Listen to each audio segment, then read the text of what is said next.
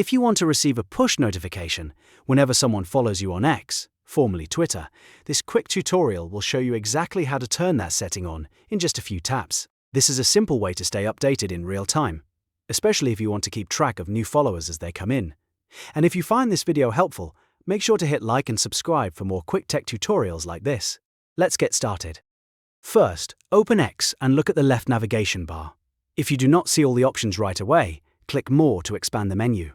Once the full menu is open, select Settings and Privacy. This is where all of your account and app preferences are stored. From there, click Notifications. Inside the Notifications area, choose Preferences. This section lets you control how and when X sends you alerts. Next, click Push Notifications.